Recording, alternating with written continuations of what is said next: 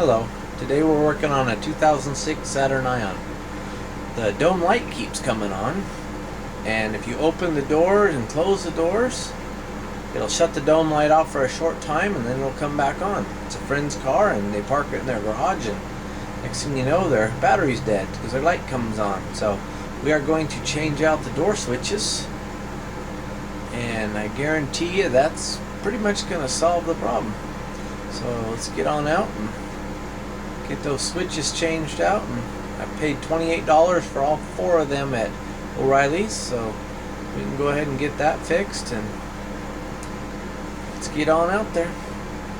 Alright, we are working on a 2006 Saturn Ion.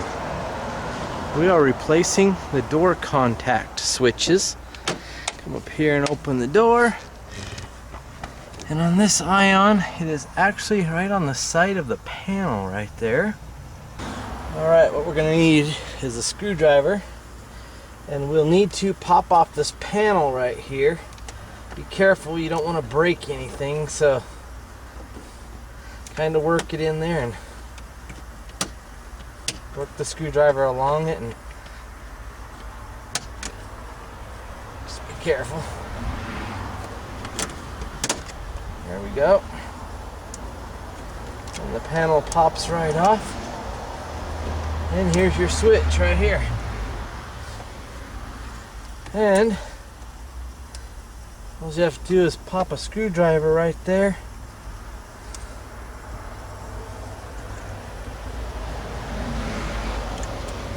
And the switch comes right off. Alright.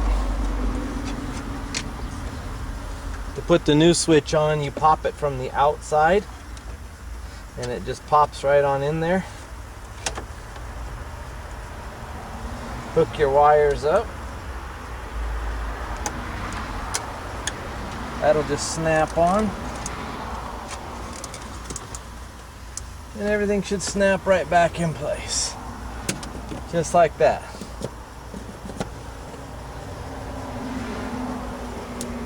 Alright, we'll work on the back one now. Alright, the back one for the back door is on the frame. So we'll go ahead and pop that out. Alright, the one on the back door, you just get a screwdriver down in there and work around it. Be real careful, you don't want to break it off, because this one is actually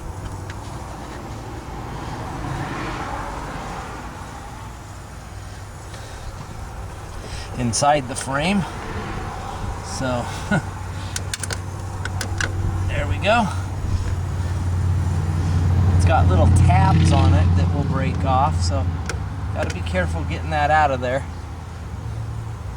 because if you lose the wire inside there, it's gonna be a real pain to get it out of there. You'd have to figure out some way to reach up in there, like with a little piece of wire, and dig around for it. So anyway, let's go ahead, lift up this clip, and the old sensor just slides right off. And here's the new sensor. We'll go ahead and put that one on. Make sure that little tab right there goes underneath the catch. And it should just snap right on like that. Slide it back in the hole. And there's some little fins on there that go inside, and then those actually grab on and hold it in. Alright, just like that. Now we'll go around to the driver's side front, and we will change that one real quick. Alright, we're at the passenger side front door. We are going to pop off this panel. Like I said, be careful. You don't want to break anything.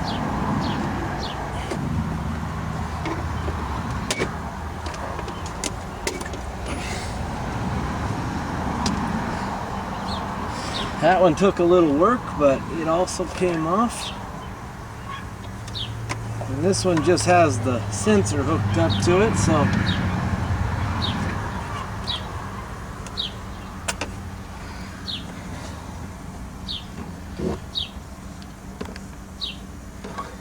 Pop that right out. You can see how it goes in there. There's some little tabs on it you can squeeze and then slide it out. But like I said, you got these little fins right here that then get in the way, so alright. Let's put the new one in there. It's a pretty simple job. And like I said, it comes from the outside.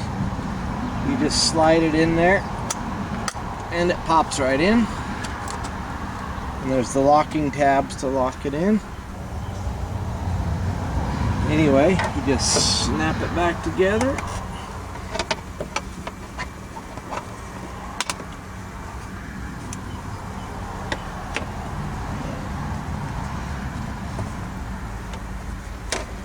And slide it up underneath that lip. There we go. Just like that.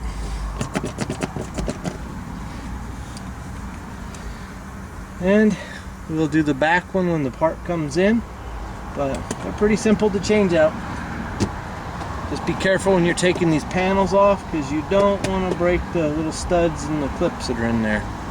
So take your time, don't just force it. Alright y'all, thanks for watching.